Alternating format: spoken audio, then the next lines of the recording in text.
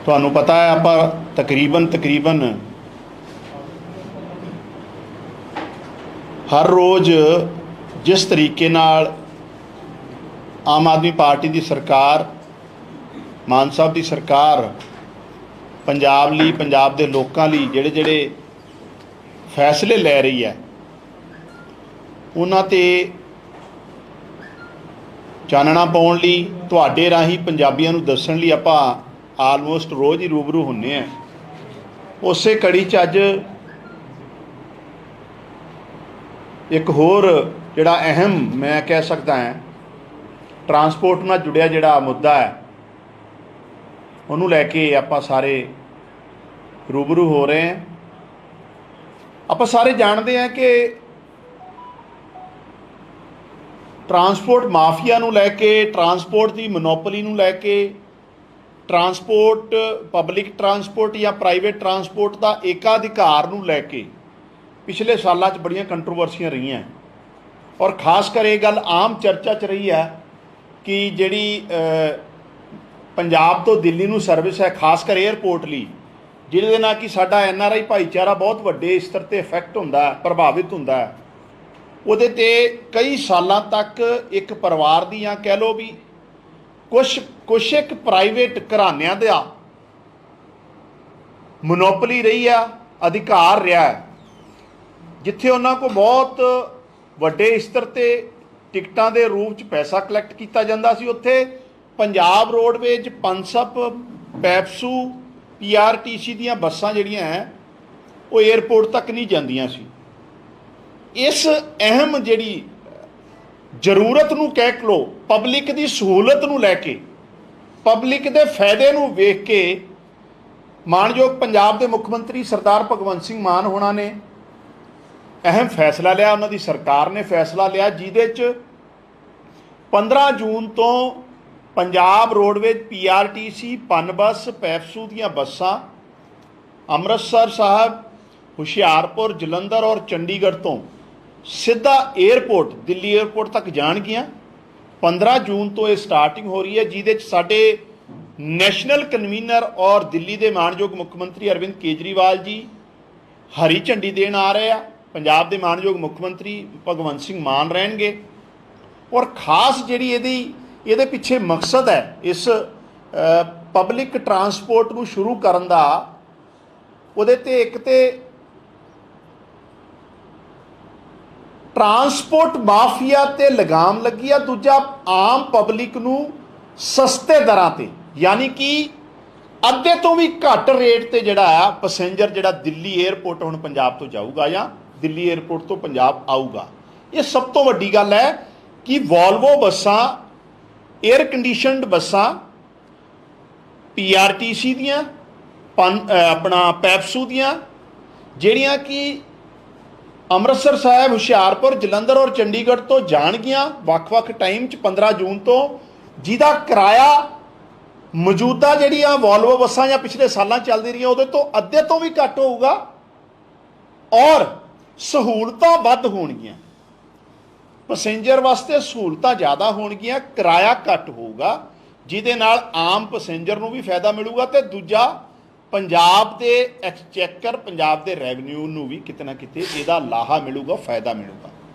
सो एक अहम फैसला जिहड़ा मानयोग मान साहब की कैबिनेट ने, मान साहब की सरकार ने किया है।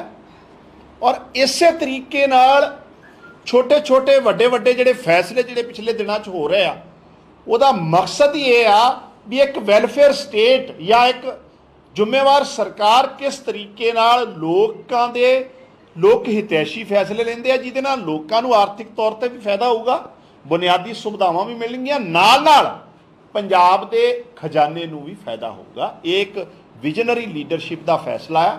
सो आम आदमी पार्टी मान साहब के इस फैसले का स्वागत करती है, धन्यवाद करती है और पंजाबियों नूं एक बार फिर इस गल ही भरोसा दिवाउने हैं, हरेक को कमिटमेंट, हरेक को ऐसा फैसला जिहदे नाल पंजाब का फायदा होवे। और इस जिहड़ा ये पब्लिक ट्रांसपोर्ट की जिहड़ी गल कीती है, बसां चलाउण दी गल कीती, इहदे च साडा NRI भाईचारा खज्जल खराब पिछले सालों च बहुत होया, लुट खसुट भी उन्हां नाल बहुत हुई है, बहुत सारे केसिस गल्लां आपां खबरां सुणदे रहे, अखबारां च लगदियां रहियां। सो एक वड्डे स्तर ते पंजाब दे लोकां नूं फायदा होऊगा ਆਉਣ ਵਾਲੇ ਟਾਈਮ 'ਚ ਵੀ ਇਸੇ ਤਰ੍ਹਾਂ ਦੇ ਫੈਸਲੇ ਹੁੰਦੇ ਰਹਿਣਗੇ। ਅੱਜ ਦਾ ਜਿਹੜਾ ਮਕਸਦ ਸੀ ਤੁਹਾਨੂੰ ਰੂਬਰੂ ਹੋਣ ਦਾ ਉਹ ਇਹ ਸੀ। ਧੰਨਵਾਦ। ਸ਼ੁਰੂਆਤੀ ਸਟੇਜ ਤੇ 20 ਬੱਸਾਂ ਸਟਾਰਟ ਕਰ ਰਹੇ ਹਾਂ 15 ਜੂਨ ਤੋਂ, ਲੇਕਿਨ ਅਕੋਰਡਿੰਗ ਟੂ ਰਿਕੁਆਇਰਮੈਂਟ ਪੈਸੇਂਜਰਸ ਦੀ ਜਿਹੜੀ ਡਿਮਾਂਡ ਹੋਊਗੀ ਫਿਰ ਇਹਦੇ ਹਿਸਾਬ ਨਾਲ ਪੰਜਾਬ ਸਰਕਾਰ ਆਉਣ ਵਾਲੇ ਟਾਈਮ 'ਚ ਫੈਸਲਾ ਇਹਨੂੰ ਲੈਂਦੀ ਰਹੂਗੀ। ਹਾਂਜੀ, ਐਕਚੁਅਲ 'ਚ ਕੀ ਸੀ ਆਪਣਾ ਪਿਛਲੇ ਆਪਾਂ ਸਾਰੇ ਜਾਣਦੇ ਹਾਂ ਕਿ ਚਾਹੇ ਉਹ ਪੰਜਾਬ ਦੇ ਇੰਟਰਨਲ ਰੂਟਸ ਦੀ ਗੱਲ ਕਰ ਲਓ, ਲੋਕਲ ਬੱਸਿਸ ਦੀ ਗੱਲ ਕਰ ਲਓ, ਆਪਾਂ ਵੇਖ ਰਹੇ ਹਾਂ ਵੀ ਕੁਛ ਇੱਕ ਘਰਾਨਿਆਂ ਦੀਆਂ ਬੱਸਾਂ ਖਾਸ ਕਰ ਔਰਬਿਟ ਬੱਸਾਂ ਜਿਹੜੀਆਂ ਉਹ ਤਾਂ ਫਾਇਦੇ 'ਚ ਹੈ ਅਤੇ ਪੰਜਾਬ ਰੋਡ ਵਿੱਚ ਨੁਕਸਾਨ 'ਚ ਹੈ। ਯਾਨੀ ਕਿ ਪੈਸੇਂਜਰ ਕਲਾਇੰਟ ਤਾਂ ਹੈਗਾ, ਲੇਕਿਨ ਕਿਤੇ ਨਾ ਕਿਤੇ ਫੇਵਰਿਜ਼ਮ ਹੋਇਆ ਪਿਛਲੇ ਸਾਲਾਂ 'ਚ ਟਾਈਮਿੰਗ ਨੂੰ ਲੈ ਕੇ, ਰੂਟ ਨੂੰ ਲੈ ਕੇ। ਸੋ ਇਸੇ ਤਰੀਕੇ ਨਾਲ ਦਿੱਲੀ ਨੂੰ ਜਿਹੜੀਆਂ ਬੱਸਾਂ ਜਾਂਦੀਆਂ ਰਹੀਆਂ ਸੀ ਉਹਦੇ 'ਚ ਵੀ ਕੋਈ ਨਾ ਕੋਈ ਮੈਂ ਕਹਿਣਾ ਵੀ ਪੰਜਾਬ ਰੋਡਵੇਜ ਨੂੰ ਨੁਕਸਾਨ ਪਹੁੰਚਾਉਣ ਲਈ, ਆਪਣਾ ਨਿੱਜੀ ਫਾਇਦਾ ਦੇਣ ਲਈ ਕੁਛ ਇਹੋ ਜਿਹੇ ਫੈਸਲੇ ਹੋਏ ਆ ਜਿਹਨੂੰ ਮੈਨੂੰ ਲੱਗਦਾ ਵੀ ਮਾਨ ਸਾਹਿਬ ਦੀ ਸਰਕਾਰ ਨੇ ਦਰੁਸਤ ਵੀ ਕੀਤਾ ਔਰ ਆਪਣੀ ਕਮਿਟਮੈਂਟ ਵੀ ਵਧਾਈ। ਨੀਅਤ ਔਰ ਨੀਤੀ ਜਦੋਂ ਸਾਫ਼ ਹੋਵੇ ਨਾ ਜੀ ਉਦੋਂ ਹੀ ਕੰਮ ਹੁੰਦਾ ਹੈ। ਇਹਨਾਂ ਲੋਕਾਂ ਦੀ ਆਪਣੀ ਤੇ ਇਹਨਾਂ 'ਚੋਂ ਕਈ ਲੋਕਾਂ ਦੀ ਹਿੱਸੇਦਾਰੀ ਰਹੀ ਆ। ਹੁਣ ਮੈਂ ਐਵੇਂ ਚਲੋ ਇਸ ਨਾਮ ਨਾ ਹੀ ਲਵਾਂ, ਚਾਹੇ ਜਲੰਧਰ ਦੀ ਟਰਾਂਸਪੋਰਟ ਦੀ ਗੱਲ ਕਰ ਲਓ, ਬਠਿੰਡੇ ਦੀ ਕਰ ਲਓ, ਇਹ ਲੋਕ ਤੇ ਆਪ ਹਿੱਸੇਦਾਰ ਰਹੇ। ਇਸੇ ਕਰਕੇ ਤੇ ਪੰਜਾਬ ਰੋਡਵੇਜ ਘਾਟੇ 'ਚ ਰਿਹਾ। ਔਰ ਇਹ ਕਿੱਡੀ ਅਚੰਭੇ ਦੀ ਗੱਲ ਹੈ ਕਿ ਪੰਜਾਬ ਰੋਡਵੇਜ ਘਾਟੇ 'ਚ ਹੈ ਤੇ ਪ੍ਰਾਈਵੇਟ ਬੱਸਾਂ ਫਾਇਦੇ 'ਚ ਹੈ। ਇਹ ਤੇ ਆਮ ਸਧਾਰਨ ਬੰਦਾ ਵੀ ਸਮਝਦਾ ਕਿਸ ਤਰ੍ਹਾਂ ਹੋ ਸਕਦਾ, ਜਾਂ ਤੇ ਹੋਵੇ ਨਾ ਪੂਰਾ ਟਰਾਂਸਪੋਰਟ ਸਿਸਟਮ ਹੀ ਘਾਟੇ 'ਚ ਹੈ। ਤੇ ਇਹਦਾ ਮਤਲਬ ਕਿਤੇ ਨਾ ਕਿਤੇ ਫੇਵਰਿਜ਼ਮ ਵੀ ਹੁੰਦਾ ਰਿਹਾ, ਫਾਇਦਾ ਕਿਸੇ ਵਿਸ਼ੇਸ਼ ਲੋਕਾਂ ਨੂੰ ਦਿੱਤਾ ਜਾਂ ਜਿਹੜੀ ਮੋਨੋਪੋਲੀ ਜਿਹੜੀ ਕਿ ਮਾਨ ਸਾਹਿਬ ਨੇ ਤੋੜੀ ਹੈ।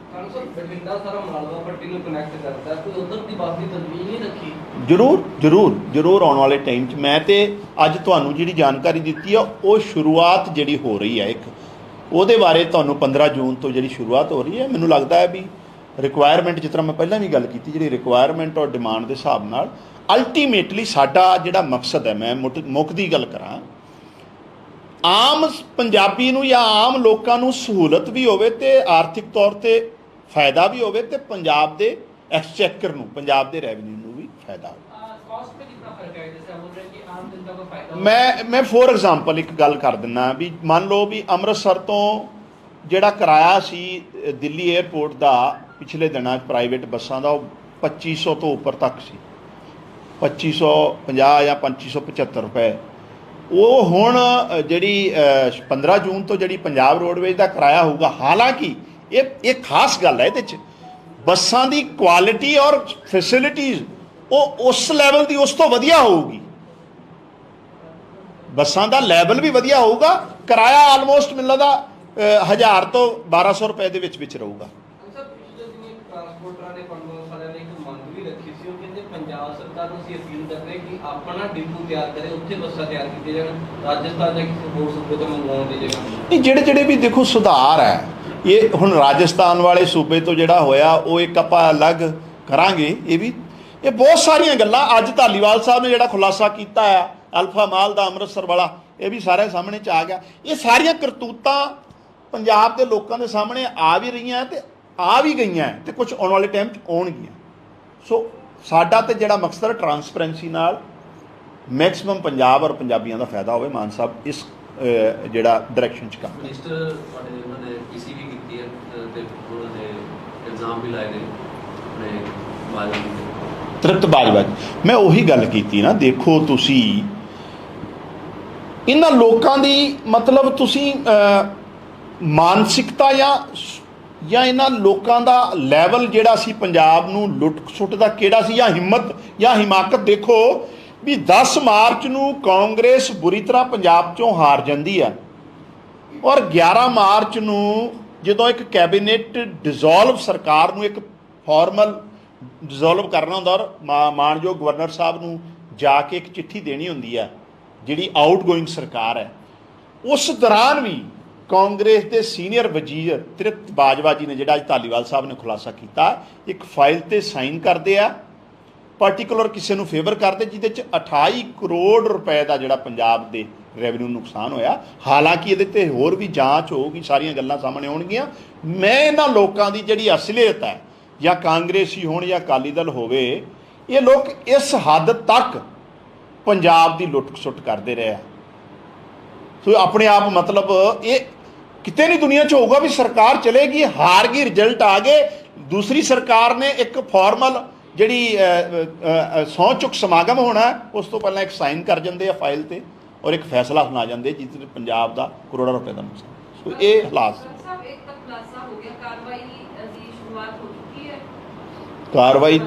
ਕਾਰਵਾਈਆਂ ਤੇ ਹੋ ਹੀ ਰਹੀਆਂ। ਮੈਂ ਤੁਹਾਨੂੰ ਦੱਸਾਂ, ਅੱਜ ਧਾਲੀਵਾਲ ਸਾਹਿਬ ਨੇ 5000 ਏਕੜ ਤੋਂ ਵੱਧ ਜ਼ਮੀਨ ਜਿਹੜੀ ਛਡਾਈ ਗਈ ਆ, ਇਹ ਵੀ ਇਹੋ ਜਿਹੇ ਰਸੂਖਦਾਰ ਲੋਕਾਂ ਨੇ ਹੀ ਪੰਜਾਬ ਦੀ ਦੱਬੀ ਹੋਈ ਸੀ।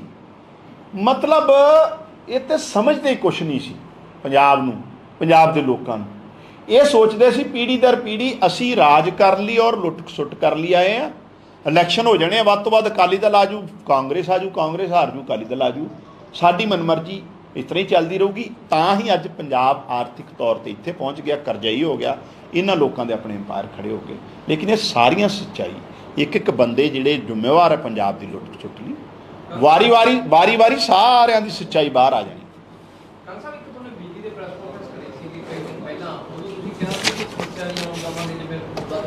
ਹਾਂ,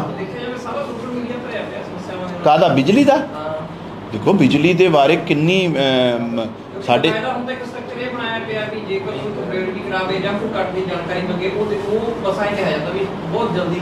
ਨਹੀਂ, ਮੈਂ ਤੁਹਾਨੂੰ ਬਹੁਤ ਡਿਟੇਲ 'ਚ ਬਿਜਲੀ ਦਾ ਕੰਪੇਅਰ ਸਟੇਟਮੈਂਟ ਰੱਖੀ ਸੀ। ਔਰ ਅੱਜ 2 ਮਹੀਨੇ ਜਦੋਂ ਤਕਰੀਬਨ ਹੁਣ 3 ਮਹੀਨੇ ਹੋਣ ਵਾਲੇ ਸਰਕਾਰ ਨੂੰ, ਕਿਸ ਤਰੀਕੇ ਨਾਲ ਸਰਕਾਰ ਨੇ ਬਿਜਲੀ ਨੂੰ ਲੈ ਕੇ ਸੁਧਾਰ ਕੀਤੇ ਆ, ਬਿਜਲੀ ਵਧਾਈ ਵੀ ਆ, ਔਰ ਆਉਣ ਵਾਲੇ ਟਾਈਮ 'ਚ ਬਿਜਲੀ ਦੀ ਕੋਈ ਖਾਮੀ ਨਾ ਰਵੇ, ਤੋੜ ਨਾ ਰਵੇ, ਉਹਦੇ ਲਈ ਵੀ ਸਰਕਾਰ ਪ੍ਰਪੇਅਰ ਹੈ।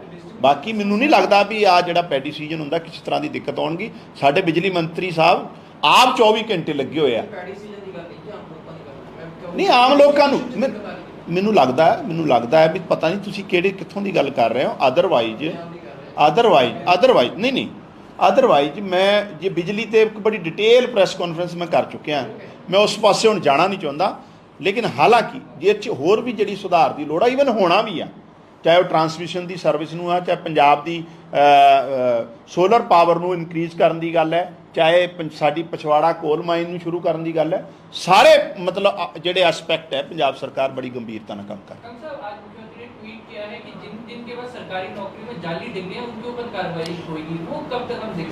ਹੁਣ ਮੇਰੀ ਆਹੀ ਤੁਹਾਨੂੰ ਬੇਨਤੀ ਆ, ਹੁਣ ਕੱਲ ਇੱਕ ਕੇਸ ਆਇਆ ਕੋਆਪਰੇਟਿਵ ਡਿਪਾਰਟਮੈਂਟ ਦਾ। ਦੇਖੋ ਇਹ ਚੀਜ਼ਾਂ ਹਾਈਲਾਈਟ ਕਰੋ, ਮੇਰੀ ਹੱਥ ਜੋੜ ਕੇ ਬੇਨਤੀ ਆ। ਪੋਜ਼ਿਟਿਵਲੀ ਪੰਜਾਬ, ਆਪਣਾ ਸਾਰਿਆਂ ਦਾ ਮਕਸਦ ਪੰਜਾਬ ਨੂੰ ਅੱਗੇ। 2002 'ਚ ਕੋਆਪਰੇਟਿਵ ਡਿਪਾਰਟਮੈਂਟ 'ਚ ਇੱਕ ਬੰਦੇ ਨੂੰ ਨੌਕਰੀ ਦੇ ਦਿੱਤੀ ਜਾਂਦੀ ਹੈ। ਉਹਦੇ ਖਿਲਾਫ 2000 ਜਦੋਂ ਕੈਪਟਨ ਸਾਹਿਬ ਦੀ 2001 'ਚ ਦਿੱਤੀ ਜਾਂਦੀ ਹੈ, ਬਾਦਲ ਸਾਹਿਬ ਦੇ ਟਾਈਮ। 2002 'ਚ ਕੈਪਟਨ ਸਾਹਿਬ ਦੀ ਸਰਕਾਰ 'ਚ ਇਨਕੁਆਇਰੀ ਖੁੱਲ੍ਹ ਜਾਂਦੀ ਹੈ, ਤਾਂ ਵੀ ਕੁਛ ਨਹੀਂ ਵਿਗਾੜਿਆ ਗਿਆ। 2007 'ਚ ਬਾਦਲ ਸਾਹਿਬ ਦੀ ਸਰਕਾਰ ਆ ਜਾਂਦੀ, ਉਦੋਂ ਵੀ ਇਨਕੁਆਇਰੀ ਹੁੰਦੀ ਆ। 2012 'ਚ ਵੀ ਹੁੰਦੀ ਸਰਕਾਰ।